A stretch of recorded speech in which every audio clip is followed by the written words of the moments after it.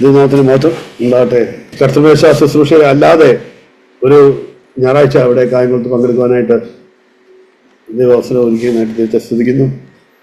ഒരുമിച്ചുള്ള മീറ്റിങ്ങിലല്ലാതെ ഇങ്ങനെ കുറേ നാളുകൾക്ക് ശേഷമാണ് അങ്ങനെ കർത്തൃമേശ അല്ലാതെ നമ്മൾ ജോയിൻറ്റ് മീറ്റിങ്ങിലല്ലാതെ കായംകുളത്ത് വരാനായിട്ട്, രാമത്ത് സഭയിൽ വരാനായിട്ട് അവസരം ഉണ്ടായത്. കർത്താവിൻ്റെ വരവ് അടുത്തിരിക്കുന്ന ഈ നാളുകളിലാണ് നാം ജീവിക്കുന്നതെന്ന് എപ്പോഴും പറയും. അതെ, അവസാന നാളുകളിൽ തന്നെയാണ് ജീവിക്കുന്നത്. ദാനിയേലിന്റെ പുസ്തകത്തിൽ അവസാന നാളുകളെ കുറിച്ച് പറയുമ്പോൾ അവിടെ എതിർ ക്രിസ്തുവിൻ്റെ ആത്മാവിനെ കുറിച്ച് പറയുന്ന ഒരു അടയാളം നമ്മൾ ശ്രദ്ധിക്കുന്നത് നല്ലതായിരിക്കും. നമുക്കൊരു മുന്നറിയിപ്പായിട്ട് അവിടെ പറഞ്ഞിരിക്കുന്നത് ശരിക്കും നമ്മൾ അവസാനത്തെ കാലഘട്ടത്തിൽ തന്നെയാണ് ജീവിക്കുന്നതെന്ന് നമുക്ക് തോന്നുമല്ലേ. പല കാര്യങ്ങളും നടക്കുന്നത് വെച്ചുകൊണ്ട് നമ്മൾ നോക്കിയ പല അടയാളങ്ങളും കാണാം. പക്ഷെ ഞാൻ വേറെ അടയാളത്തിലേക്കാണ് അവിടെ പറയുന്നത്. ദാനിയേൽ 8-ാം അധ്യായത്തിൽ നമ്മൾ ആത്മീയ അർത്ഥത്തിൽ നമ്മൾ ചിന്തിക്കുമ്പോൾ നമുക്ക് ചുറ്റും ഈ എതിർ ക്രിസ്തുവിൻ്റെ ആത്മാവ് വ്യാപരിക്കുമ്പോൾ എതിർ ക്രിസ്തുവിനെ കുറിച്ച് പറയുന്ന രണ്ട് സ്വഭാവമുണ്ട്. എതിർ ക്രിസ്തുവിൻ്റെ സ്വഭാവം അതിനെക്കുറിച്ചാണ് 8-ാം അധ്യായത്തിൻ്റെ 25-ാം വാക്യത്തിൽ അവിടെ വായിക്കുന്ന 8-ാം അധ്യായത്തിൻ്റെ 25-ാം വാക്യത്തിൽ നയജാതിര്യത്തിലൂടെ സ്വന്തം കൈകളായാൽ കൗശലം വിജയിപ്പിക്കും, സ്വന്തം ഹൃദയത്തിൽ വമ്പ് ഭാവിച്ചുകൊണ്ട് അയാൾ കരുതലില്ലാതെ കഴിയുന്ന പലരെയും നശിപ്പിക്കും. പഴയ ട്രാൻസ്ലേഷനിൽ ഇങ്ങനെയല്ല. അതുകൊണ്ട് വായിച്ചാൽ, എൻ്റെ ട്രാൻസ്ലേഷനിൽ വായിച്ചാൽ നയജാതിര്യത്തിലൂടെ സ്വന്തം കൈയാൽ അയാൾ കൗശലം വിജയിപ്പിക്കും, സ്വന്തം ഹൃദയത്തിൽ വമ്പ് ഭാവിച്ചുകൊണ്ട് കരുതലില്ലാതെ കഴിയുന്ന പലരെയും നശിപ്പിക്കും. ഇംഗ്ലീഷിലുണ്ടോ കരുതലില്ലാതെ കഴിയുന്നത് എന്നുള്ള? അത് ഇംഗ്ലീഷിലും കരുതലിൽ നിശ്ചിന്ത എന്ന് പറഞ്ഞാൽ എന്താ ഇതിൻ്റെ അർത്ഥം? ചിന്തയില്ലാതിരിക്കുന്നത്. പക്ഷെ ഇംഗ്ലീഷിൽ എന്താ അത് എഴുതിയിരിക്കുന്നത്? ഇംഗ്ലീഷിൽ ഈസ്. അപ്പം അതായത് കരുതലില്ലാതെ, ഈസ്. അപ്പം അന്ത്യകാലത്തിന്റെ അടയാളമായിട്ട് എതിർ ക്രിസ്തുവിന്റെ ആത്മാവ് വ്യാപരിക്കുമ്പോൾ എതിർ ക്രിസ്തുവിന്റെ സ്വഭാവത്തെ കുറിച്ച് പറയുന്നത് കരുതലില്ലാത്തവരെ നശിപ്പിക്കും. അപ്പൊ നമുക്ക് ഒന്നാമത് നമ്മൾ കരുതലുള്ളവരായിരിക്കണം എന്ന് മാത്രമല്ല, അവിടെ രണ്ട് പ്രത്യേക സ്വഭാവങ്ങളെ നമ്മൾ കുറച്ചുകൂടെ അവിടുത്തെ ആ വാക്യം വായിക്കുമ്പോൾ നമുക്ക് രണ്ട് സ്വഭാവം അവിടെ കാണാം എതിർ ക്രിസ്തുവിന്റെ. എന്താണ്? ഒന്ന് നഗളവും മറ്റൊന്ന് കാപട്യവും. കൗശലം പ്രയോഗിക്കുക എന്ന് പറയുമ്പോൾ അതിലെ ഒരു കാപട്യം, നയജാതുര്യം അത് പറയുമ്പോൾ കാപട്യമാണ്. നയജാതുര്യം, ഈ നയജാതുര്യം എന്ന് പറഞ്ഞാൽ അതിനെന്താ? നയജാതുര്യം എന്നാണ് എൻ്റെ ട്രാൻസ്ലേഷനിൽ. അപ്പം ടാക്ട്ഫുൾ എന്ന് പറയുമ്പോൾ അത് ഒരു കാപട്യമാണ്. അത് ഒരു യഥാർത്ഥത്തിലല്ല കാപട്യം. അതായത് ഒരു നയജാതുര്യത്തോടെ പൂർണ്ണബുദ്ധിയോടെ, അത് സത്യമല്ല, ശരിയായ ഒരു നേരായിട്ടുള്ള സ്വഭാവമല്ല. അതാണ് അവൻ്റെ ഒരു പ്രത്യേകത. മറ്റൊന്ന് അവിടെ വമ്പ് പറച്ചിൽ എന്ന് പറഞ്ഞാൽ നഗളം, അഹങ്കാരം, ധാർഷ്ട്യം, അതാണ്. അപ്പൊ രണ്ട് പ്രത്യേക സ്വഭാവങ്ങളെ കുറിച്ച് നമ്മളവിടെ കാണണം.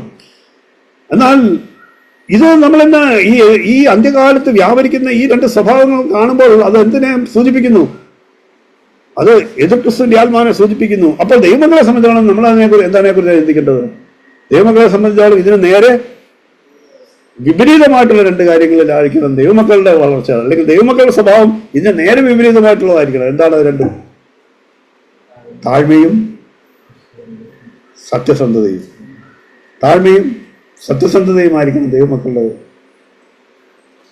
അപ്പോൾ ദൈവമക്കളെ സംബന്ധിച്ചോളം അവന്റെ കൃഷി ജീവിതത്തിൽ അതിനാൽ ഒരിക്കലും വിട്ടുമാറാൻ പറ്റാത്ത മുഴുവൻ പിടിക്കേണ്ടതുമായിട്ടുള്ള സ്വഭാവമാണ് താഴ്മയും സത്യസന്ധതയും എന്ന് നമ്മൾ മനസ്സിലാക്കുന്നു.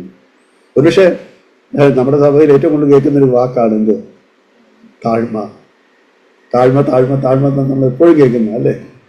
ഒരുപക്ഷെ ക്രിസ്ത്യ ജീവിതത്തിന്റെ ഏറ്റവും പ്രധാനപ്പെട്ട അടിസ്ഥാനമായിട്ടുള്ള പ്രമാണം തന്നെ താഴ്മയാണ്, താഴ്മയുടെ പ്രമാണമാണ്. അപ്പോസ്തലനായ യാക്കോബിന്റെയും പത്രോസിന്റെയും ലേഖനത്തിലെ രണ്ട് വാക്യങ്ങൾ നമ്മൾ ഒരു 100 എത്ര തവണ നമ്മൾ സഭയിൽ പറയുന്ന ഏതാ രണ്ട് വാക്യം? താഴ്മയുള്ളവർക്ക് ദൈവകൃപ കൊടുക്കുകയുള്ളൂ. ക്രിസ്ത്യ ജീവിതത്തിന്റെ ഏറ്റവും പ്രധാനപ്പെട്ട കാര്യം അതായി മാറുന്നത് അതുകൊണ്ടാണ്. താഴ്മയുള്ളവർക്ക് ദൈവം കൃപ കൊടുക്കുകയുള്ളൂ. ഒരു വിശ്വാസിയെ സംബന്ധിച്ചോളം അവനെ നിലനിർത്തുന്നത്, അവന്റെ മുന്നോട്ട് നടത്തുന്നത്, അവനെ ജീവിപ്പിക്കുന്നത് ദൈവകൃപയാണ്. ഒരു ക്രിസ്ത്യാനിയുടെ അടിസ്ഥാനം അവന് നിലനിർപ്പ് തന്നെ ദൈവകൃപയിലാണെങ്കിൽ ദൈവകൃപ കിട്ടുന്നത് ആർക്കാണ്? താഴ്മയുള്ളവർക്കാണ്. അപ്പോൾ താഴ്മ എന്ന് പറയുന്നത് ദൈവമക്കളെ സംബന്ധിച്ചോളം വളരെ ഗൗരവമുള്ള കാര്യമാണ്. ഈ താഴ്മയെക്കുറിച്ച് കേട്ട് നമ്മളങ്ങ് എന്താണ് താഴ്മ എന്നുള്ളതിനെ കുറിച്ചല്ല ഞാൻ പറയാൻ ആഗ്രഹിക്കുന്നത്. എന്നാൽ താഴ്മയെ സംബന്ധിച്ച് ഒരുപാട് താഴ്മ എന്താണെന്നുള്ളത് ഞാൻ പറഞ്ഞു മനസ്സിലാക്കാൻ പറ്റത്തില്ല. കർത്താവിൽ നിന്ന് പഠിക്കേണ്ട ഒരു കാര്യമാണ്. എന്നാൽ താഴ്മ വളരെ വിലപ്പെട്ടതാണെന്നുള്ളത് ദൈവത്തിൽ പല കാര്യങ്ങളും മനസ്സിലാക്കണം. പല കാര്യങ്ങളും ദൈവത്തിൽ താഴ്മയെക്കുറിച്ച് പറയുന്നുണ്ട്. താഴ്മ കൂടാതെ ഒരു ക്രിസ്ത്യ ജീവിതം ഇല്ല എന്ന് നമ്മൾ പറയുമ്പോൾ തന്നെ അത് എന്തുകൊണ്ടാണെന്നുള്ളത് നമ്മൾ മനസ്സിലാക്കണം. താഴ്മയെ സംബന്ധിച്ച് ദൈവത്തിൻ്റെ വചനം പല കാര്യങ്ങൾ പറയുന്നുണ്ട്. ഒന്നാമത്തേത് ഇത് തന്നെയാണ്, നമ്മളിപ്പോൾ പറഞ്ഞ ദൈവകൃപ താഴ്മയുള്ളവർക്കേ ലഭിക്കുകയുള്ളൂ. ആ ദൈവകൃപ ഇല്ലെങ്കിൽ എന്തില്ല? പാപത്തിൻ്റെ മേൽ നമുക്ക് ജയമില്ല. റോമാലേഖനം ആ വാക്യം ഏതാണ്? റോമാലേഖനം 6:14 എല്ലാവർക്കും അറിയാം. ഒന്നാമത് അതാണ്, ഒരു ക്രിസ്ത്യാനി അല്ലെങ്കിൽ ഒരു വിശ്വാസി അവൻ്റെ ജീവിതം പാപത്തിൻ്റെ മേലുള്ള ഒരു ജയത്തോടുകൂടി നിരന്തരം ജയത്തോടുകൂടി ജീവിക്കുന്നതിന് പകരം അവൻ എപ്പോഴും പാപത്തിൽ വീഴുന്നുവെങ്കിൽ, പാപത്തിൽ വീഴുന്നു എഴുന്നേൽക്കുന്നു അങ്ങനെയുള്ള ഒരു ജീവിതമാണ് അവൻ ജീവിക്കുന്നതെങ്കിൽ അതിൻ്റെ അർത്ഥം എന്താണ്? അവൻ്റെ മേൽ ദൈവത്തിൻ്റെ കൃപ നിരന്തരമായിട്ട് അല്ലെങ്കിൽ എപ്പോഴും ദൈവകൃപയിൽ ആയിരിക്കുന്നില്ല എന്നുള്ളതാണ്. അപ്പോൾ അങ്ങനെ ആയിരിക്കുന്നില്ലെങ്കിൽ അതിന്റെ കാരണം എന്തായിരിക്കും? അവന് താഴ്മയില്ലാത്തതുകൊണ്ടാണ്. താഴ്മയുള്ളവർക്ക് ദൈവകൃപയുണ്ട്. താഴ്മയുള്ളവർക്ക് ദൈവകൃപ ഉണ്ടെന്ന് പറയുമ്പോൾ താഴ്മയില്ലാത്തവർക്ക് ദൈവകൃപ ഇല്ല എന്നും കൂടെ ഉണ്ട്. അപ്പോൾ നികളമാകുന്നു എന്നുള്ളത് ദൈവം ശത്രുവശത്ത് നിൽക്കുന്നു എന്നുള്ളതിനേക്കാളും ആദ്യം താഴ്മയില്ലെങ്കിൽ ദൈവകൃപ ഇല്ല എന്നുള്ള ഒരു പ്രധാനപ്പെട്ട കാര്യം നമ്മൾ അറിയണം. താഴ്മയില്ല എങ്കിൽ ദൈവത്തിൻ്റെ കൃപ നമുക്കില്ല. അപ്പോൾ നമുക്ക് പാപത്തെ ജയിക്കാൻ കഴിയില്ല. പാപം നമ്മുടെ മേൽ കർത്തൃത്വം നടത്തും.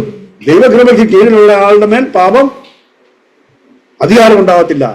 കർത്തൃത്വം നടത്തത്തില്ല എന്ന് പറയുന്നതിനേക്കാൾ കുറച്ചുകൂടെ നമുക്കിങ്ങനെ പറയാം, പാപത്തിന് എൻ്റെ മേൽ അധികാരം ഉണ്ടാകത്തില്ല ഞാൻ ദൈവകൃപയ്ക്ക് കീഴിലാണെങ്കിൽ. അത് ഒന്നാമത്തെ കാര്യം. വീണ്ടും ദൈവകൃപ ഇല്ലെങ്കിൽ, ദൈവകൃപയുടെ വേറൊരു പ്രത്യേകത, ദൈവകൃപയെ സംബന്ധിച്ചുള്ള വേറൊരു പ്രത്യേകത നമുക്ക് ദൈവത്തോടുള്ള കൂട്ടായ്മ ആർക്കാണുള്ളത്? താഴ്മയുള്ളവർക്കാണ്. ഏതാണ് വചനം? സങ്കീർത്തനം 34:18 സമീപസ്ഥൻ അല്ലെ ദൈവത്തോടുള്ള കൂട്ടായ്മ. പിന്നെ യെശയ്യാവ് 57:15, 66:2 ഈ വാക്യങ്ങളിലെല്ലാം മനസ്സിലാക്കുന്നത് എന്താണ്? ദൈവം അവരുടെ അടുത്തുണ്ട്. ആരുടെ കൂടെ? താഴ്മയുള്ളവരുടെ കൂടെയാണ് ദൈവം അവരുടെ അടുത്ത് സമീപസ്ഥനായിരിക്കുന്നു. മറ്റൊന്ന് യെശയ്യാവിൽ നിന്ന് വായിക്കുന്നു, ദൈവം താഴ്മയുള്ളവരുടെ കൂടെ വാസം ചെയ്യുന്നു. വീണ്ടും ദൈവം അവരെ കടാക്ഷിക്കുന്നു. കൂട്ടായ്മ, ദൈവമായിട്ടുള്ള നിരന്തര കൂട്ടായ്മ സാധ്യമാകണമെങ്കിലും താഴ്മ വേണം.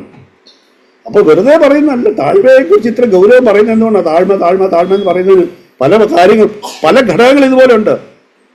ഇനിയും പലതുണ്ട്, ഇനിയും കാണിക്കാം പലത്. അത് നമ്മളൊന്ന് മനസ്സിലാക്കണം. അതുകൊണ്ടാണ് ഞാൻ ഈ കാര്യത്തിൽ പറയുന്നത്. നമ്മൾ താഴ്മ എന്ന് വെറുതെ പറയുമ്പോൾ നമ്മൾ താഴ്മ എന്താണെന്ന് മനസ്സിലാക്കുന്നതിന് മുമ്പ് താഴ്മ എന്തുകൊണ്ട് എന്നുള്ളത് കൂടെ മനസ്സിലാക്കണം. താഴ്മ എന്തുകൊണ്ട് ദൈവസഭയ്ക്ക് പ്രത്യേകതമുള്ളതായിരിക്കും, അല്ലെങ്കിൽ വിശ്വാസത്തെ സംബന്ധിച്ചോളം എന്തുകൊണ്ട് പ്രാധാന്യമുള്ളതായിരിക്കുന്നു എന്നുള്ളത് നമ്മൾ മനസ്സിലാക്കും. ഇപ്പോൾ ഞാൻ 2 കാര്യങ്ങൾ പറഞ്ഞു. മൂന്നാമതായിട്ട്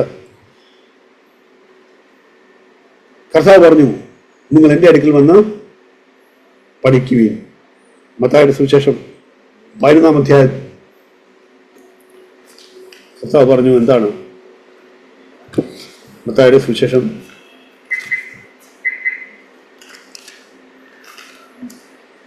11-ാം അധ്യായം അതിൻ്റെ 29-ാം വാക്യം, ഞാൻ സൗമ്യതയും വിനയശീലനുമാകിയാൽ താഴ്മയുള്ളവനാകിയാൽ ഹൃദയത്തിൽ എന്ന് ഹൃദയത്തിൽ നിന്ന് മലയാളത്തിലില്ല, ഇംഗ്ലീഷിലുണ്ട്. ഹൃദയത്തിൽ സൗമ്യനും വിനയനുമാകിയാൽ എൻ്റെ മുഖം ഏറ്റുകൊണ്ട് എന്നോട് പഠിപ്പീൻ, എന്നാൽ നിങ്ങളുടെ ആത്മാക്കൾക്ക് വിശ്രാമം കണ്ടെത്തും. അതിനകത്ത് പഴയ എന്താ? ആശ്വാസം കണ്ടെത്തും. ആശ്വാസം, വിശ്രമം, സ്വസ്ഥത എന്നെല്ലാം നമുക്ക് പറയാൻ പറ്റും ആ വാക്കിന്. അപ്പോൾ ഇംഗ്ലീഷ് എന്താ? റെസ്റ്റ് എന്ന് പറയുമ്പോൾ സ്വസ്ഥത, ആശ്വാസം, റെസ്റ്റ്, സ്വസ്ഥത. അപ്പോൾ നമുക്കിങ്ങനെ പറയാം എന്താണ്? താഴ്മയുള്ളവർക്കാണ് എന്ത് കിട്ടുന്നത്? താഴ്മയിൽ ആയിരിക്കുമ്പോഴാണ് എന്ത് കിട്ടുന്നത്? നമ്മുടെ ആത്മാവിന് സമാധാനം, സ്വസ്ഥത, റെസ്റ്റ് കിട്ടുന്നത് മറ്റൊരു പ്രത്യേകതയാണ്. താഴ്മയുള്ള ഇന്ന് ആകെ അസ്വസ്ഥരായിട്ട് പലരും നടക്കുമ്പോൾ നമ്മൾ ഓർക്കണം, ഈ അസ്വസ്ഥ മനസ്സിന്റെ പുറകിലുള്ള കാര്യം അവിടെ നമ്മൾ മറ്റു പലതാണെന്ന് വിചാരിക്കും, പക്ഷെ ഏറ്റവും റൂട്ടായിട്ടുള്ള കാര്യം അവിടെ താഴ്മയില്ല എന്നുള്ളതാണ്. അവിടെ തന്നെത്താൻ താഴ്ത്താൻ കഴിയുന്നില്ല എന്നുള്ളതാണ് അസ്വസ്ഥതയ്ക്ക് കാരണം. നാലാമതായിട്ട് മറ്റൊരു കാര്യം നമുക്ക് കാണാം. മത്തായിയുടെ സുവിശേഷം 18-ാം അധ്യായം അതിന്റെ 3-ാം വാക്യം, 3-4 വാക്യം.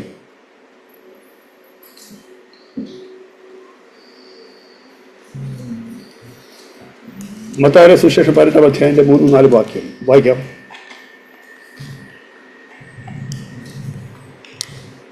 നിങ്ങൾ തിരിഞ്ഞ ശിശുക്കളെ പോലെ ആയി വരുന്നില്ല എങ്കിൽ സ്വർഗ്ഗരാജ്യത്തിൽ കടക്കുകയില്ല എന്ന് ഞാൻ സത്യമായിട്ട് നിങ്ങളോട് പറയുന്നു എന്ന് പറഞ്ഞു. ആകയാൽ ഈ ശിശുവിനെ പോലെ തന്നെ താഴ്ത്തുന്നവൻ സ്വർഗ്ഗരാജ്യത്തിൽ ഏറ്റവും വലിയവനാകും. സ്വർഗ്ഗരാജ്യത്തിൽ ഏറ്റവും വലിയവനാകും. ലൂക്കോസിന്റെ സുവിശേഷം 18-14 വായിക്കാം.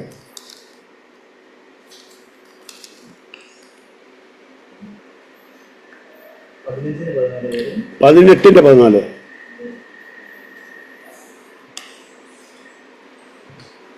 അവൻ നീതീകരിക്കപ്പെട്ടവനായി വീട്ടിലേക്ക് പോയി മറ്റവൻ അങ്ങനെയല്ല, തന്നെത്താൻ ഉയർത്തുന്നവനെല്ലാം താഴ്ത്തപ്പെടും, തന്നെത്താൻ താഴ്ത്തുന്നവനെല്ലാം ഉയർത്തപ്പെടും എന്ന് ഞാൻ നിങ്ങളോട് പറയുന്നു.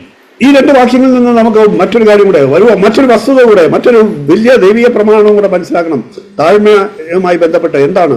തന്നെത്താൻ താഴ്ത്തുന്നവൻ, ശിശുവിനെ പോലെ തന്നെത്താൻ താഴ്ത്തുന്നവൻ, ദൈവഭാഗം തന്നെ തന്നെ ഏറ്റവും ഒന്നുമില്ലാത്തവനെ പോലെ ചെല്ലുന്നവൻ, അവനാണ് എന്ത് കിട്ടുന്നത്? വ്യക്തിപരമായിട്ടുള്ള രക്ഷ അനുഭവിക്കാൻ കഴിയുന്നത് അങ്ങനെ ഒരാൾക്ക് മാത്രമാണെന്ന് ആ വാക്യത്തിൽ നിന്ന് നമ്മൾ മനസ്സിലാക്കണം. നമ്മൾ ആ വാക്യങ്ങൾ ഇങ്ങനെ വായിച്ചു കൊടുന്ന് നമുക്ക് അറിയാമെന്ന് വിചാരിക്കുന്നു. പക്ഷെ നമ്മൾ മനസ്സിലാക്കണം, പേഴ്സണലായിട്ട് നമ്മുടെ സാൽവേഷൻ പോലും ഇരിക്കുന്നത്, നമ്മുടെ രക്ഷ പോലും ഇരിക്കുന്നത്, ദൈവസന്നിധിയിലേക്ക് നമ്മൾക്ക് പ്രവേശനം ലഭിക്കുന്നത്, അല്ലെങ്കിൽ ദൈവമായിട്ട് സ്വർഗ്ഗരാജ്യം അവകാശമാക്കുന്നത്, നീതീകരിക്കപ്പെടുന്നത്, നമ്മൾ നീതീകരിക്കപ്പെട്ടു എന്ന് പറയപ്പെടുന്നെങ്കിൽ അതിനും വേണ്ടത് എന്താണ്?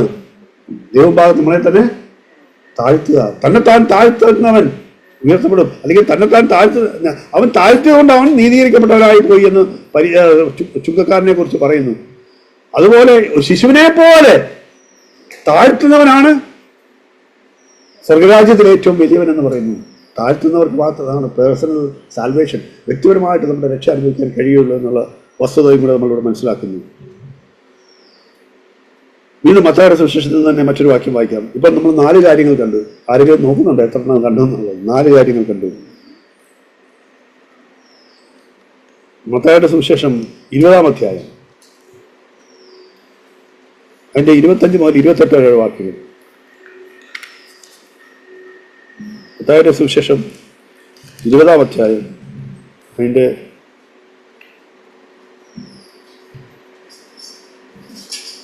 25 മുതലുള്ള വാക്യങ്ങൾ. വിജാതിയരുടെ മേൽ അവരുടെ ഭരണകർത്താക്കൾ ആധിപത്യം നടത്തുന്നുവെന്നും അവരുടെ പ്രമുഖന്മാർ അവരെ ഭരിക്കുന്നുവെന്നും നിങ്ങൾക്കറിയാമല്ലോ. നിങ്ങളുടെ ഇടയിലോ അങ്ങനെ സംഭവിക്കരുത്. പിന്നെയോ നിങ്ങളിൽ വലിയവനാകുവാൻ ആഗ്രഹിക്കുന്നവനെല്ലാം നിങ്ങളുടെ ദാസനായിരിക്കണം, ഒന്നാമനാകാൻ ആഗ്രഹിക്കുന്നവനെല്ലാം നിങ്ങളുടെ അടിമയായിരിക്കണം. മനുഷ്യപുത്രൻ ശുശ്രൂഷിക്കപ്പെടുവാനല്ല ശുശ്രൂഷിക്കുവാനും അനേകർക്ക് തന്റെ ജീവനെ വീണ്ടെടുപ്പ് വിലയായി കൊടുക്കുവാനും വന്നിരിക്കുന്നത് പോലെ തന്നെ. മത്തായിയുടെ സുവിശേഷം 20-25 മുതൽ 28 വരെയുള്ള വാക്യങ്ങളാണ് ഞാൻ വായിച്ചത്. വീണ്ടും ലൂക്കോസിന്റെ സുവിശേഷം 18-ാം അധ്യായം അതിന്റെ 14-ാം വാക്യം.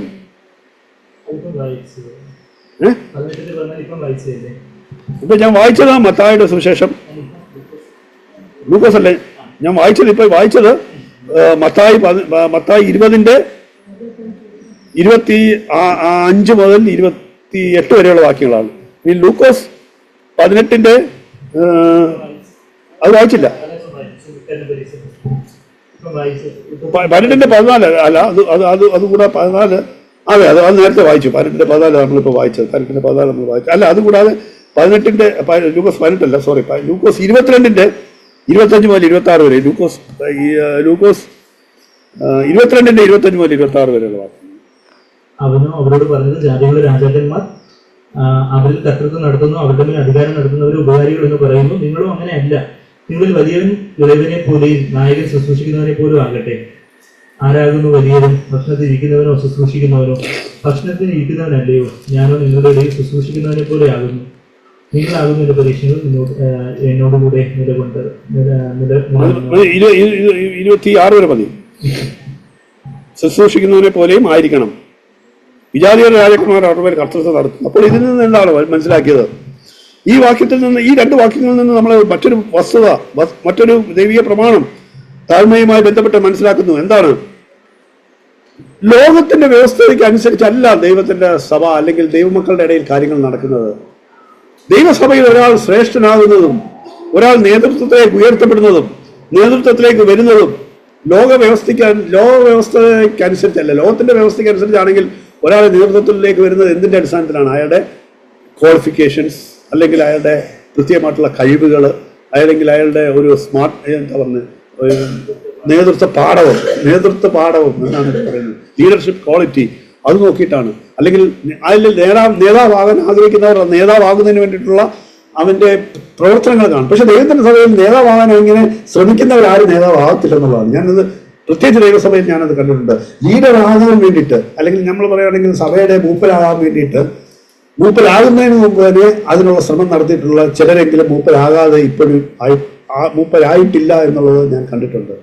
ഞാൻ കുറേ ഈ കഴിഞ്ഞ 10-20-30 വർഷത്തിനിടയിൽ നമ്മുടെ ചർച്ചിലെ പല സഭകളിലിരുന്ന് എഴുതിയിരിക്കുകയും കാണുകയും ചെയ്തതിൻ്റെ അടിസ്ഥാനത്തിൽ ഞാൻ ക്ലിയറായിട്ട് മനസ്സിലാക്കിയത് കാര്യമാണ്, മൂപ്പനാകുന്നതിന് മുമ്പ് തന്നെ മൂപ്പനാകാനുള്ള ഒരു ശ്രമം നടത്തി ഏൽപ്പിക്കപ്പെടാത്ത കാര്യങ്ങളുടെ മേൽ അഭിപ്രായം പറയുകയും ഏൽപ്പിക്കപ്പെടാത്ത കാര്യങ്ങളിലെ ഉത്തരവാദിത്വം അനാവശ്യമായിട്ട് ഏറ്റെടുക്കുകയൊക്കെ ചെയ്ത് ഒരു നേതൃത്വത്തിലേക്ക് ഞാനിങ്ങനെ റെഡിയാകുന്നു എന്ന് പ്രകടിപ്പിക്കുകയും ചെയ്തിരിക്കുന്ന പലരും നേതൃത്വത്തിലേക്ക് വരാതെ മാറ്റി നിർത്തപ്പെട്ടിട്ടുണ്ട്. മാറ്റി നിർത്തുന്നത് പറഞ്ഞാൽ ആരും പ്രത്യേകിച്ച് മാറ്റി നിർത്തില്ല, അവരറിയാതെ തന്നെ അങ്ങ് മാറ്റപ്പെട്ടു പോവുകയാണ്. അവരുടെ ഈ പ്രവർത്തനം കൊണ്ട് തന്നെ അവര് മാറിപ്പോകുന്നു. അല്ലെങ്കിൽ മറ്റു ചിലരെ നേതൃത്വത്തിലേക്ക് കൊണ്ടുവരാനായിട്ട്, അല്ലെങ്കിൽ മറ്റു ചിലരാണ് അവരുടെ നേതൃത്വത്തിലേക്ക് വരുന്നത്, അങ്ങനെ ആകുന്നു. ഇത് സംഭവിക്കുന്ന കാര്യമാണ് ഞാൻ പറഞ്ഞത്. അപ്പോൾ ലോക വ്യവസ്ഥയ്ക്കനുസരിച്ചല്ല ദേവസഭയിൽ എന്താണ് കർത്തൃത്വം നടത്തുന്നതിനല്ല, അത് വിജാതികളുടെ ഇടയിലാണ്. എന്നാൽ നിങ്ങളുടെ ഇടയിലോ ശുശ്രൂഷിക്കുന്നവനത്രേ ഞാൻ എന്തിനു വന്നെന്ന് കർത്താവ് പറഞ്ഞത്? ഞാൻ ശുശ്രൂഷിക്കപ്പെടുവാനല്ല, ശുശ്രൂഷിക്കുവാനത്രേ. അതാണ് കർത്താവ് കാണിച്ച ആ മാതൃക. കർത്താവ് അവസാന നാള് കർത്താവ് പോയപ്പോഴും തന്റെ ശിഷ്യന്മാരുടെ കാല് എഴുതിക്കൊണ്ട് പറഞ്ഞു, ഞാൻ ചെയ്തതാണ് നിങ്ങൾ ചെയ്യേണ്ടത്. നിങ്ങളിൽ വലിയവനാകുവാൻ ആഗ്രഹിക്കുന്നവൻ മറ്റുള്ളവരുടെ ദാസനാകട്ടെ എന്നാണ് കർത്താവ് പഠിപ്പിച്ചത്. ഇവിടെ അതാണ് പറഞ്ഞത്. അവിടെ അതാണ് നമ്മൾ കാണുന്നത്. അതാണ് നിങ്ങളിൽ ഒന്നാവാനാകുവാൻ ആഗ്രഹിക്കുന്നവൻ നിങ്ങളുടെ അടിമയായിരിക്കണം. മത്തായി വായിക്കുന്ന 20-21 വായിച്ചതാണ്. നിങ്ങൾ ഒന്നാമനാകുവാൻ ആഗ്രഹിക്കുന്നവൻ മറ്റുള്ളവരുടെ ദാസനായിരിക്കണം.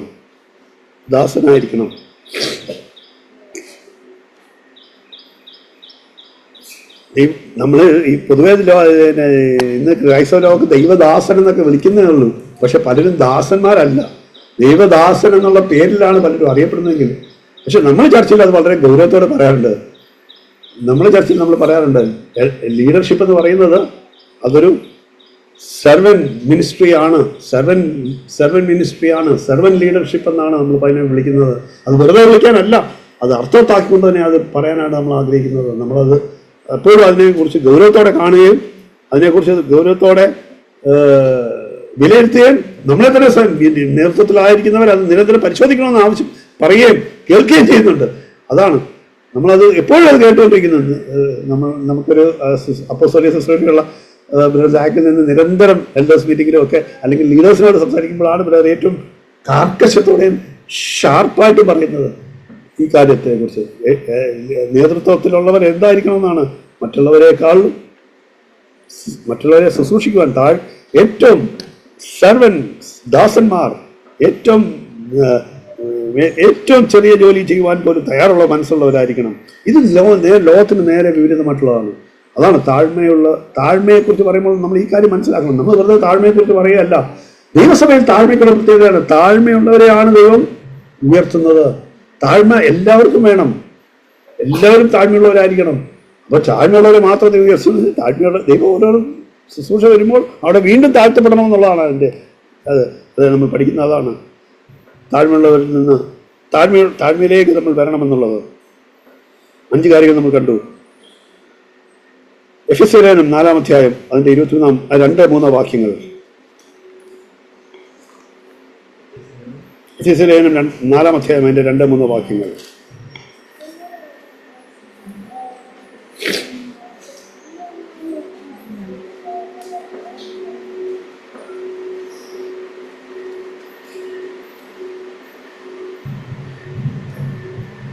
പൂർണ്ണ വിനയത്തോടെയും സൗമ്യതയോടെയും സഹിഷ്ണുതയോടെയും സ്നേഹത്തിൽ അന്യോന്യം ക്ഷമിക്കുവിൻ.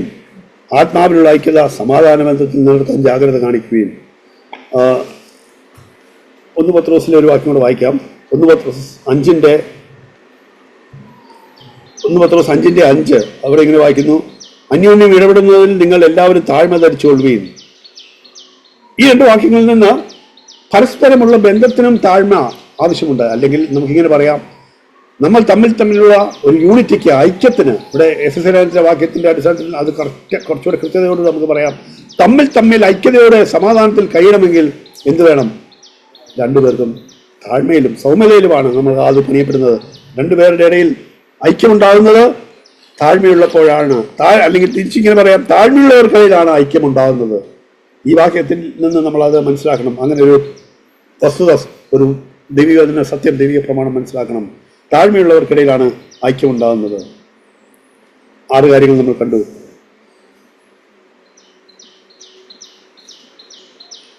വീണ്ടും നമുക്ക് മറ്റ് 2 വാക്യങ്ങൾ നോക്കാം. മത്തായിയുടെ സുവിശേഷം 11-ാം അധ്യായം. മത്തായിയുടെ സുവിശേഷം 11-ാം അധ്യായം അതിൻ്റെ 25-ാം വാക്യം.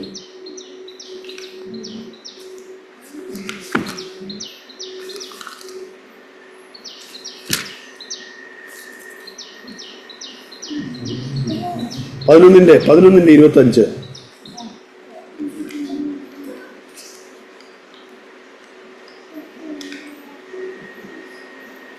ആ സമയത്ത് യേശു പറഞ്ഞത്: പിതാവേ, സ്വർഗ്ഗത്തിലും ഭൂമിയിലും കർത്താവായുള്ളവൻ, നീ ഇത് ജ്ഞാനികൾക്കും വിവേകികൾക്കും മറച്ച് ശിശുക്കൾക്ക് വെളിപ്പെടുത്തിയതുകൊണ്ട് ഞാൻ എന്നെ വാഴ്ത്തുന്നു. ഇത് തന്നെയാണെന്ന് തോന്നുന്നു ലൂക്കോസ് 10:21 അല്ലെ? 10:21 സെയിം ആണെന്ന് തോന്നുന്നു. 10:21 അത് സമാനമായ ബാക്കി ഇതേപോലെ തന്നെയാണോ?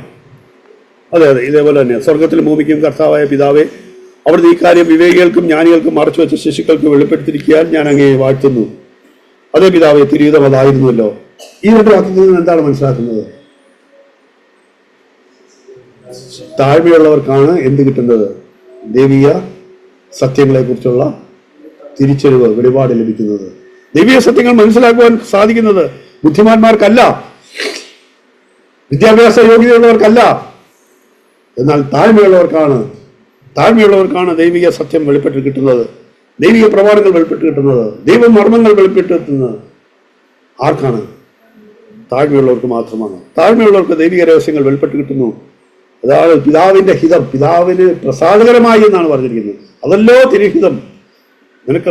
പിതാവേ, നിനക്ക് പ്രസാദമായല്ലോ. സ്വർഗത്തിലും അവിടെ ജ്ഞാനികൾക്ക് അവിടത്തേക്ക് പ്രസാദകരം. ഇതായിരുന്നല്ലോ അവിടത്തേക്ക് പ്രസാദകരം. എന്താണ്? ജ്ഞാനികൾക്കും വിവേകികൾക്കും മറച്ചു വെച്ചിട്ട്. അതാണ്, ജ്ഞാനികൾക്കും വിവേകികൾക്കും അത് മറച്ചു വെച്ചിരിക്കുന്നു. ദൈവിക സത്യങ്ങൾ ജ്ഞാനിയും വിവേകമായിട്ട് ഒരാൾ ചെന്നാൽ അയാൾക്കത് കിട്ടത്തില്ല. ജ്ഞാനം കൊണ്ടും വിവേകം കൊണ്ടും ബുദ്ധിപരമായ അറിവ് കൊണ്ടും വിദ്യാഭ്യാസ യോഗ്യത കൊണ്ടും ഒരാൾക്ക് ദൈവിക വചന സത്യങ്ങളോ ദൈവിക മർമ്മങ്ങളോ രഹസ്യങ്ങളോ മനസ്സിലാക്കാൻ കഴിയത്തില്ല എന്നാണ് ഈ വചനം പറഞ്ഞിരിക്കുന്നത്. മറിച്ച് ആ വ്യക്തി ശിശുവിനെ പോലെ താഴ്ത്തുന്നവൻ, ശിശുവിന്റെ മനോഭാവത്തോടുകൂടി ദൈവത്തെ സമീപിക്കുമ്പോൾ അവന് ദൈവവചനം വെളിപ്പെട്ട് കിട്ടുന്നു. ആ ദൈവിക മർമ്മങ്ങളെ മനസ്സിലാക്കി കിട്ടുന്നു. ശിശുവിനെ പോലെ തന്നെ താൻ താഴ്ത്തുന്നവനാണ് ദൈവമർമ്മങ്ങൾ വെളിപ്പെട്ട് കിട്ടുന്നത്. 8ാമതായിട്ട് നമ്മൾ 2 സന്ദർഭങ്ങളിലൂടെ അവിടെ ഒരു കാര്യം വെളിപ്പെട്ട് വരുന്നത് നമുക്ക് കാണാം. രണ്ട് സന്ദർഭങ്ങൾ നമുക്ക് വായിക്കാം, ഇന്ന് കാണാം. മത്തായിയുടെ സുവിശേഷം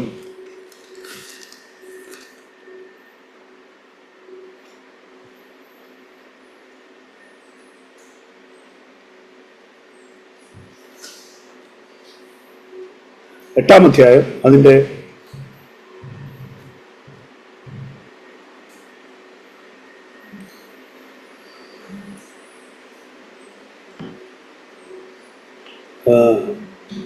8-ാം അധ്യായം അതിൻ്റെ 5 മുതൽ 8 വരെയുള്ള വാക്യങ്ങൾ. 8, 9 കൂടെ വായിക്കാം. 5 മുതൽ 9 വരെയുള്ള വാക്യങ്ങൾ. യേശു കബർനഹൂമിൽ പ്രവേശിച്ചപ്പോൾ ഒരു ശതാധിപൻ സഹായം അഭ്യർത്ഥിച്ചുകൊണ്ട് അദ്ദേഹത്തിന് അടുക്കൽ വന്നു. അയാൾ പറഞ്ഞു: കർത്താവേ, എൻ്റെ ദാസൻ പക്ഷവാതം പിടിപ്പെട്ട് വലിയ വേദന സഹിച്ചുകൊണ്ട് കിടക്കുന്നു. യേശു അവനോട്: ഞാൻ വന്ന് അവനെ സുഖപ്പെടുത്തുമെന്ന് പറഞ്ഞു. കർത്താവേ, അങ്ങ് എൻ്റെ ഭവനത്തിൽ വരുവാൻ എനിക്ക് യോഗ്യതയില്ല. എന്നാൽ അങ്ങ് ഒരു വാക്ക് കൽപ്പിച്ചാൽ എൻ്റെ ദാസന് സൗഖ്യം വരും. ഞാൻ അധികാരത്തിന് കീഴ്പ്പെട്ടവനാണ്. എൻ്റെ കീഴിൽ പടയാളികളുണ്ട്. ഒരുത്തരോട് ഞാൻ പോകുമെന്ന് പറയുമ്പോൾ അവൻ പോകുന്നു, മറ്റൊരുത്തനോട് വരുമെന്ന് പറയുമ്പോൾ അവൻ വരുന്നു. ഞാൻ എൻ്റെ ദാസനോട് ഇത് ചെയ്യുമെന്ന് പറയുമ്പോൾ അവൻ അത് ചെയ്യുന്നു എന്ന് ശതാധിപൻ മറുപടി പറഞ്ഞു. 10 കൂടെ വായിക്കാം, 10 കൂടെ വേണം. ഇത് കേട്ട് യേശു ആശ്ചര്യപ്പെട്ട് തന്നെ അനുഭവിക്കുന്നവർ പറഞ്ഞു, ഇത്ര വലിയ വിശ്വാസം ഇസ്രായേലിൽ പോലും ഞാൻ കണ്ടിട്ടില്ല എന്ന് സത്യമായിട്ട് പറയുന്നു.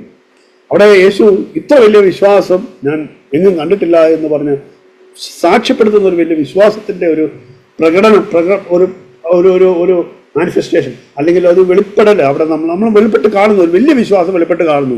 ആ വലിയ വിശ്വാസം വെളിപ്പെട്ട് കണ്ട ആ സന്ദർഭത്തിൽ അവിടെ കണ്ട എന്താണ്? ആരിലാണ് അത് കണ്ടത്?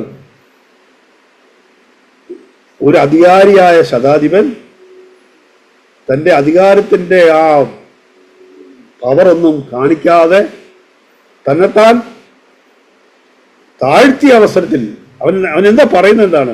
കർത്താവേ, അവൻ്റെ താഴ്മയുടെ വാക്കുകളാണ് ശ്രദ്ധിക്കേണ്ടത്. അവിടെയാണ് വിശ്വാസം വെളിപ്പെട്ടതെന്ന് മനസ്സിലാക്കണം.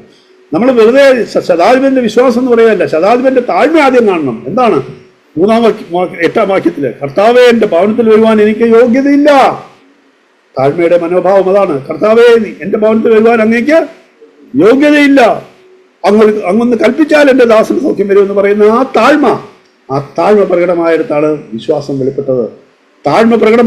വിശ്വാസം വെളിപ്പെട്ടത് എന്നുള്ളത് കൃത്യമായിട്ടും നമ്മൾ മനസ്സിലാക്കണം. അപ്പോൾ മറ്റൊരു പ്രമാണം നമ്മൾ മനസ്സിലാക്കുന്നത് എന്താണ്? വിശ്വാസത്തോട് ചേർന്ന്, അല്ലെങ്കിൽ ശക്തമായ വിശ്വാസം വെളിപ്പെടുത്തുന്നതെല്ലാം എന്തുണ്ട്? തന്നെത്താൻ താഴ്ത്തുന്നൊരു മനോഭാവവും ഉണ്ട് എന്ന് നമ്മൾ മനസ്സിലാക്കണം. നമ്മൾ വിശ്വാസം വെളിപ്പെടാത്തതിൻ്റെ കാരണം എന്താണ്? പലപ്പോഴും വിശ്വാസം വെളിപ്പെടുന്നില്ല. നമുക്ക് തന്നെത്താൻ ഇതുപോലെ വിശ്വസിച്ച് താഴ്ത്തി സമർപ്പിക്കാൻ പറ്റുന്നില്ല. താഴ്ത്തിയുള്ള സമർപ്പണമുള്ളിടത്തെ വിശ്വാസത്തിന്റെ ശക്തി വെളിപ്പെടുകയുള്ളൂ. വിശ്വാസത്തിന്റെ ശക്തി അത് വെളിപ്പെടുകയുള്ളൂ. മത്തായിയുടെ സുവിശേഷത്തിൽ തന്നെ മറ്റൊരു കാര്യം കൂടെ കാണാം. മറ്റൊരു സ്ഥലത്തും കൂടെ നമുക്ക് ഇതേപോലെ കാണാം. മത്തായി 15 ഒരു സന്ദർഭം കൂടെ കാണാം. മത്തായി 15 മത്തായിയുടെ സുവിശേഷം 15-ാം അധ്യായം അതിൻ്റെ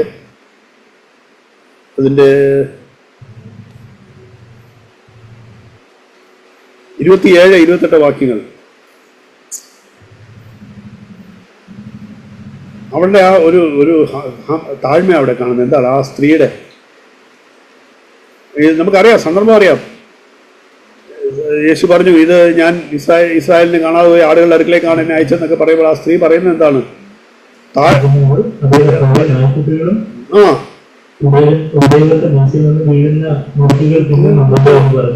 അപ്പോൾ യേശു ഈ സ്ത്രീയുടെ വിശ്വാസം വലുതെന്ന് വീണ്ടും നമ്മൾ കാണുന്നത് എന്താണ്? അവരുടെ ആ ഒരു സമർപ്പണത്തിന്റെ താഴ്മയുടെ ആ ഒരു അങ്ങേയറ്റത്തെ ലെവലിലുള്ള താഴ്മയല്ലേ നമ്മളവിടെ കാണുന്നത്. കർത്താവേ, മേശയിൽ അപ്പം നുറുക്കുകൾ നായ്ക്കുട്ടികൾ കഴിക്കുന്ന അതെങ്കിലും, അല്ലെ, അങ്ങനെയെങ്കിലും എന്നോട് കരുണ തോന്നണമേ എന്ന് പറയുന്നു. നായ്ക്കുട്ടികൾ യജമാനന്റെ മേശയിൽ നിന്ന് വീഴുന്ന അപ്പം നുറുക്കുകൾ തിന്നുന്നുണ്ടല്ലോ, അതുപോലെയെങ്കിലും എന്നുള്ള അർത്ഥത്തിൽ. അത് താഴ്മയുടെ ആ ഒരു തരം, താഴ്മയുടെ ആ തലം നമ്മൾ കാണണം. അവിടെ എന്തുണ്ടാകും? കർത്താവ് പറയുന്നു, ഇതാ ഇത്ര വലിയ വിശ്വാസം, ഈ സ്ത്രീയെ നിന്റെ വിശ്വാസം വലുത്, നിന്റെ ആഗ്രഹം പോലെ നടക്കട്ടെ. താഴ്മയുള്ളവരാണ് വിശ്വാസം ശക്തമായി പ്രകടമാകുന്നു എന്നുള്ളൊരു ദൈവിക സത്യവും കൂടെ നമ്മൾ മനസ്സിലാക്കുന്നു. ഒന്നുകൂടെ എന്താണ്? വളരെ താഴ്മയുള്ളവരിലാണ് വളരെ താഴ്മയുള്ളവരിലാണ് വിശ്വാസം ശക്തമായിട്ട് പ്രകടമാകുന്നതെന്ന്, അവരിലാണ് ആ വിശ്വാസം പ്രകടമാകുന്നതെന്ന് നമുക്ക് മനസ്സിലാക്കാൻ കഴിയുന്നു. അടുത്തതായി, വിജയകരമായ ക്രിസ്ത്യ ജീവിതത്തിന് താഴ്മ വളരെ ആവശ്യമാണ്. പല വാക്യങ്ങൾ നമുക്ക് കാണാൻ പറ്റും.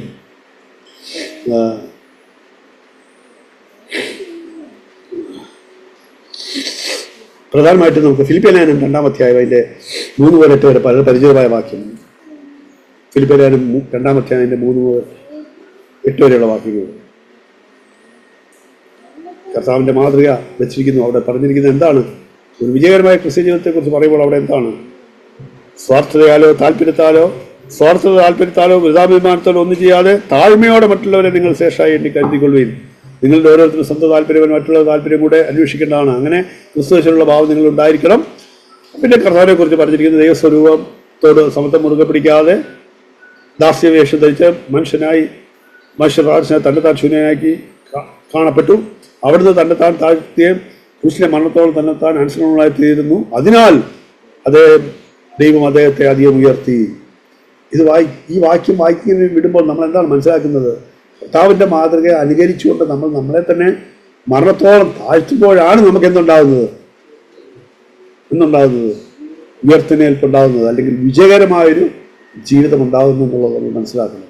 ആ വിജയകരമായ ജീവിതത്തിന് മറ്റൊരു തെളിവാണ് നമ്മൾ താഴ്മയുള്ളവരാണെങ്കിൽ നമ്മൾ മറ്റുള്ളവരോടുള്ള പെരുമാറ്റത്തിൽ അത് പ്രകടമാവും.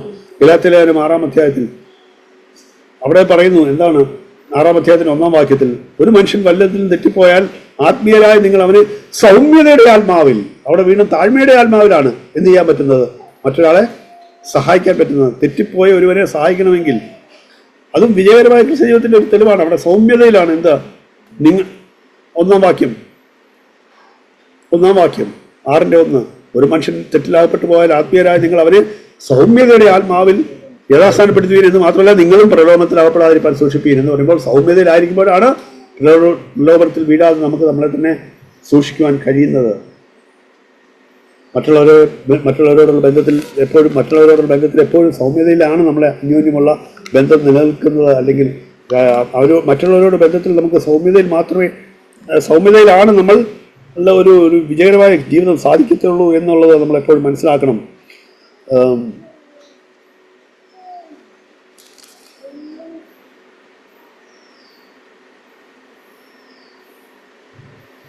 ഇപ്പോൾ എത്ര വസ്തുതകൾ നമ്മൾ കണ്ടു? 9. 10ാമതായിട്ട് ഒന്നുകൂടെ നമുക്ക് കാണാം. ഒടുവിലായിട്ട് നമുക്ക് ഏറ്റവും ഇതെല്ലാം പറഞ്ഞതിനെല്ലാം ആത്മീയമാണെങ്കിൽ ഇതൊരു ഭൗതികമായൊരു കാര്യം കൂടെ. ഭൗതിക വസ്തുക്കളെ കുറിച്ച് പറയുമ്പോൾ ഭൗതികമായിട്ടുള്ള അനുഗ്രഹം നമുക്ക് ലഭിക്കണമെങ്കിലും താഴ്മയുണ്ടാവണമെന്ന് ദൈവവചനം പറയുന്നു. സദൃശവാക്യം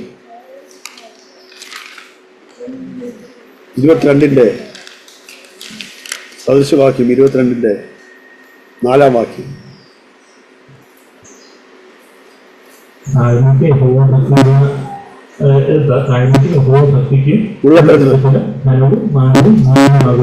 ധനവും മാനവും ജീവനും. അപ്പം മാനവും ജീവനും മനസ്സിലാകും. പക്ഷെ അതിലൂടെ എന്തുകൂടെ പറഞ്ഞിരിക്കുന്നു? സമ്പത്ത്. എൻ്റെ അകത്ത് സമ്പത്തും തന്നെയാണ് പറഞ്ഞിരിക്കുന്നത്. സമ്പത്തും ബഹുമാനവും. ഇത് പഴയ നിയമകാല സമ്പത്ത് എന്ന് പറയുമ്പോൾ നമ്മൾ പുതിയ വിശ്വാസിയെ സംബന്ധിച്ചോളം സമ്പത്ത് എന്ന് പറയുന്നത് ആത്മീയ സമ്പത്താണ്.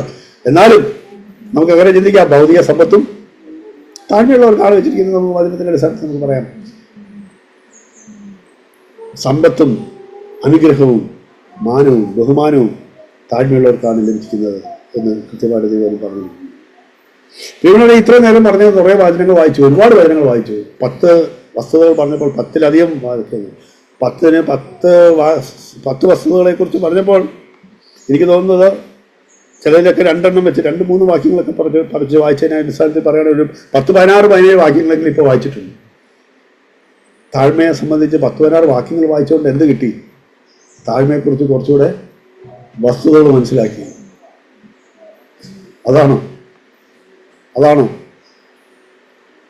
എന്നാൽ പ്രിയമുള്ളവരെ, നമുക്ക് നേരത്തെ അറിയാം താഴ്മ വളരെ പ്രധാനപ്പെട്ട കാര്യമാണ്. പക്ഷെ ഇന്ന് നമ്മൾ ഈ വസ്തുതകൾ മനസ്സിലാക്കിയത് എന്നുള്ളതല്ല. ഈ വചനത്തിന്റെ അടിസ്ഥാനത്തിൽ താഴ്മ എന്ന് പറയുന്ന ഒരു വിശ്വാസിയെ സംബന്ധിച്ചോളം അവന്റെ ജീവിതത്തിന്റെ എന്താണ്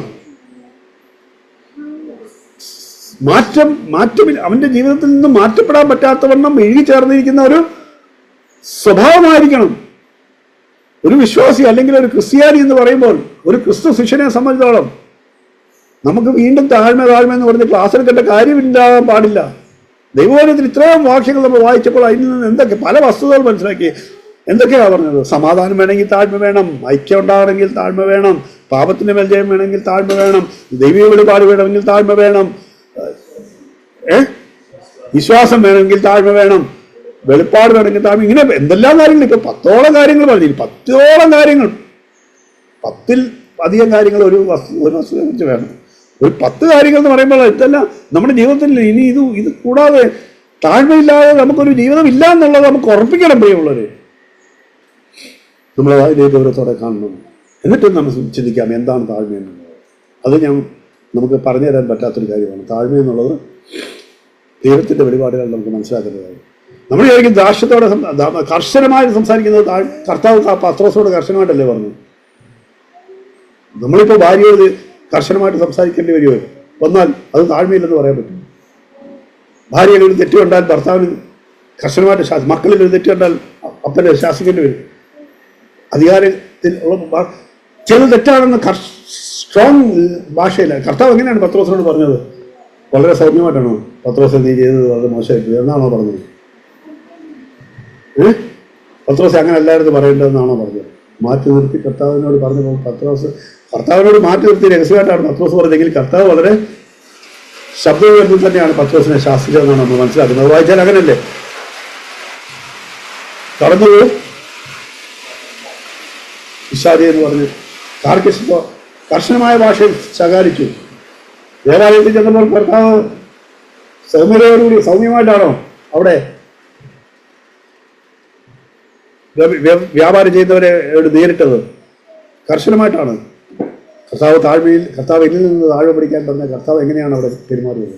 അപ്പോൾ നമുക്കറിയാം, നമ്മൾ മനസ്സിലാക്കണം,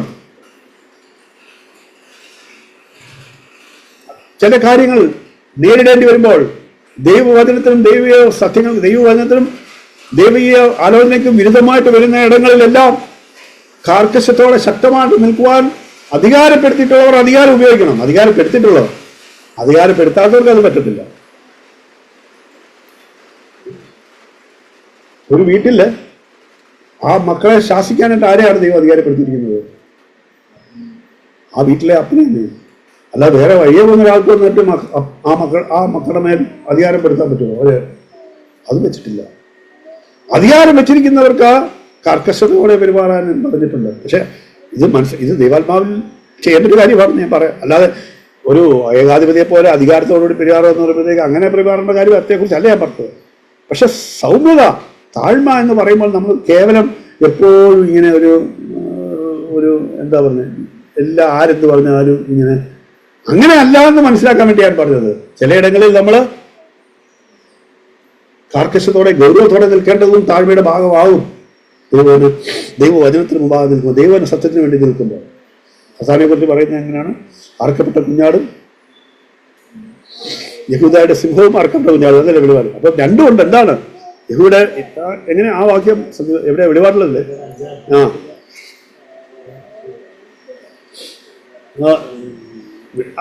അല്ല എടുക്കണ്ട, അത് ആ ഫ്രേസ് എല്ലാവർക്കും അറിയാവുന്നതാണ്. കർത്താവിനെ കുറിച്ച് പറയുന്ന ഒരു കാര്യമാണ്. എന്താണ്? വെളിപാട് പുസ്തകം 5:5 അറക്കപ്പെട്ട കുഞ്ഞാട്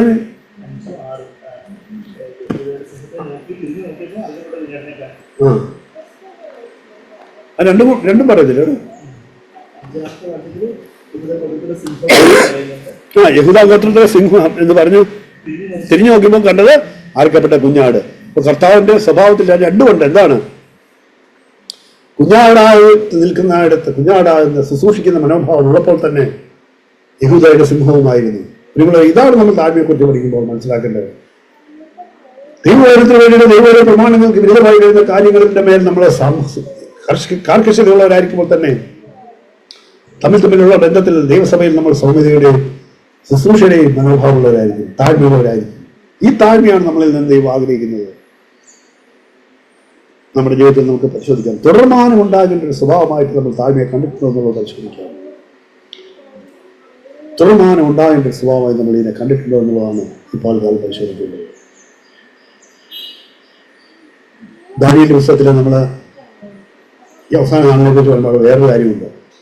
വേറൊരു കാര്യം കൂടെ ഈ ഞാനിപ്പോൾ പെട്ടെന്ന് നമ്മളെ പരിശോധിക്കുന്നതിനെ കുറിച്ച് പറയുമ്പോൾ ആ കാര്യം ഓർക്കുന്നത്, നമ്മളെ തന്നെ പരിശോധിക്കുക എന്ന് പറയുന്നതിൻ്റെ ബന്ധത്തിൽ അവിടെ ഒരു കാര്യം പറയുന്നുണ്ട്. അവസാന നാളിൽ സംഭവിക്കുന്ന ഒരു കാര്യം എന്താണെന്നറിയാം? നിരന്തര ഹോമയാഗം നിർത്തലാക്കുന്നു.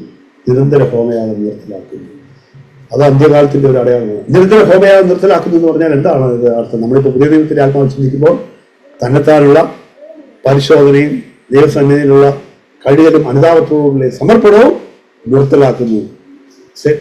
അതുമില്ല, അത് വേണ്ട എന്നുള്ള രീതിയിലേക്ക് പോകുന്നു. കുറെ വർഷമായല്ലോ ഇത് കേൾക്കുന്നത്. അപ്പൊ അതുകൊണ്ട് ഈ നിരന്തരമുള്ള അതാണ് വല്ലപ്പോഴും ഉള്ളതല്ല, നിരന്തരമുള്ള അനുതാപവും ഏറ്റുപറച്ചിലും സമർപ്പണവും അതാണ് നിരന്തര ഹോമയാഗം.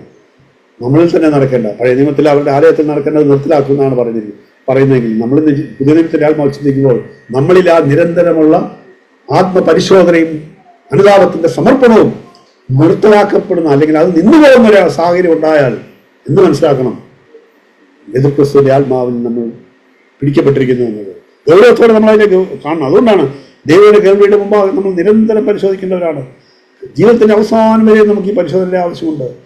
ഒരിക്കലും നിൽക്കാൻ പാടില്ലാത്തൊരു പ്രവൃത്തിയാണ് നമ്മളെ തന്നെ പരിശോധിക്കുക എന്നുള്ളത്. വചനത്തിന് മുമ്പാകെ നമ്മളെ തന്നെ നിരന്തരം പരിശോധിക്കുക എന്നുള്ളത്.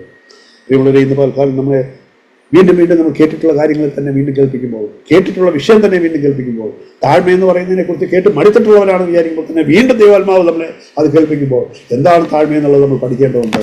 കർത്താവായ യേശു ക്രിസ്തുവിൽ നിന്നാണ് നമ്മൾ താഴ്മ പഠിക്കേണ്ടത്. കർത്താവായ യേശു ക്രിസ്തുവിൽ നിന്ന് താഴ്മ പഠിക്കുമ്പോൾ ആ താഴ്മ യഹൂദയുടെ സിംഹവും അർക്കപ്പെട്ട കുഞ്ഞാട് അത് രണ്ടും കൂടെ ചേർന്ന് വരുന്നതാണെന്നുള്ളത് നമ്മൾ മനസ്സിലാക്കണം. താഴ്മ അതിൻ്റെ വാക്കൽക്കപ്പുറം അതിനൊരു പ്രാധാന്യമുണ്ടെന്നുള്ളതാണ് ഇന്ന് നമ്മൾ ചിന്തിച്ച് ഈ 10 വസ്തുതകളുടെ പുറയിലുള്ള 10-16 വാക്യങ്ങളിൽ നിന്ന് വെളിപ്പെട്ട് വന്നത്. അതിനെ അത്രയും ഗൗരവത്തോടെ നമ്മൾ ഏറ്റെടുത്തില്ല എങ്കിൽ നമുക്കൊരു അഴകഴമ്പൻ ക്രിസ്ത്യ ജീവിതമായിട്ട് മുന്നോട്ട് പോകാൻ പറ്റും. പക്ഷെ ആ ദൈവം ആഗ്രഹിക്കുന്നതുകൊണ്ടുള്ള ഗൗരവമുള്ള ദൈവത്തിന് മുമ്പാകെ വിലപ്പെട്ടതായ ഒരു ജീവിതത്തിലേക്ക് പോകണമെങ്കിൽ നമുക്ക് നിരന്തരമുള്ള ഒരു പരിശോധന ആവശ്യമുണ്ട്. പ്രിയമുള്ളവരെ, നമുക്ക് നമ്മളെ തന്നെ പരിശോധിക്കാം. നമ്മുടെ ഹൃദയങ്ങളെ നമുക്ക് ദൈവസന്നിധിയിൽ നിന്ന് ഏകാഗ്രമാക്കാം. നമുക്ക് നമ്മളുടെ ഹൃദയങ്ങളിലേക്ക് നമുക്കൊന്ന് ചിന്തിക്കാം. നമുക്ക് താഴ്മയെക്കുറിച്ച് ഒരുപാട് കേട്ടിട്ടുണ്ടെങ്കിലും താഴ്മ എന്താണെന്നുള്ളതിനെ കുറിച്ച് പലപ്പോഴും മനസ്സിലാക്കാൻ ശ്രമിച്ചിട്ടുണ്ടെങ്കിലും ഇന്ന് ദൈവാത്മാവ് നമുക്ക് ചില വസ്തുതകളെ കാണിച്ചു തരുമ്പോൾ അതെല്ലാം എൻ്റെ ജീവിതത്തിൽ അനുഭവിക്കേണ്ടതായിരുന്നു എന്നുള്ളത് ഓർത്തുകൊണ്ട് അത് നഷ്ടപ്പെട്ടുവെങ്കിൽ അതെനിക്ക് താഴ്മയില്ലാഞ്ഞത് കൊണ്ടാണ് എന്നുള്ളത് തിരിച്ചറിവിലേക്ക് നമുക്ക് വരാൻ കഴിയുന്നുണ്ടോ? നമുക്ക് പരിശോധിക്കാം. പല സമയങ്ങളിൽ വിശ്വാസം കുറഞ്ഞു പോയെങ്കിൽ അതെൻ്റെ താഴ്മയുടെ കുറവാണെന്ന് കാണാൻ, ദൈവവചനത്തിൻ്റെ സത്യം വെളിപ്പെട്ട് കിട്ടാതെ വന്നതെങ്കിൽ അതെൻ്റെ താഴ്മയുടെ കുറവാണെന്ന് കാണുവാൻ, എല്ലാവരുമായിട്ട് നല്ല ഒരു ഐക്യത്തിൽ പോകാൻ കഴിയുന്നില്ലെങ്കിൽ, സമാധാനത്തിൽ പോകാൻ കഴിയുന്നില്ലെങ്കിൽ അതെൻ്റെ താഴ്മയുടെ കുറവാണെന്ന് കാണുവാൻ പറ്റുന്നുണ്ടോ? ഹൃദയത്തിൽ സ്വസ്ഥത അനുഭവിക്കാതിരിക്കുന്നത് എൻ്റെ താഴ്മയുടെ കുറവാണെന്ന് കാണാൻ സാധിക്കുന്നുണ്ടോ? ഇത്തരത്തിൽ നമുക്ക് ഈ വസ്തുക്കളെ ഇന്ന് കേട്ട വചനത്തിന് മുമ്പാകെ നമുക്കൊരു പരിശോധന നടത്താം. അതെ, നിരന്തര ഹോമയാഗം നിർത്തലാക്കുന്നത് അന്ത്യകാലത്ത് എതിർ ക്രിസ്തുവിന്റെ പ്രവൃത്തിയാണെന്ന് ഓർത്തുകൊണ്ട് ഈ പരിശോധനയാണ് നമ്മളെ നിലനിർത്തുന്നത് നമുക്ക് ഓർക്കാം. നമ്മളെ ഓരോ ദിവസവും ദൈവസന്നിധിയിൽ നിർത്തുന്നത്, നമ്മൾ നടത്തുന്നത് ആത്മപരിശോധനയാണെന്ന് നമുക്ക് ഓർക്കാം. അതൊരു സമർപ്പണത്തിന്റെ ഒരു ആത്മപരിശോധന, സമർപ്പണത്തിലേക്ക് നടത്തുന്ന ഒരു ആത്മപരിശോധന ഈ സമയം നടക്കട്ടെ.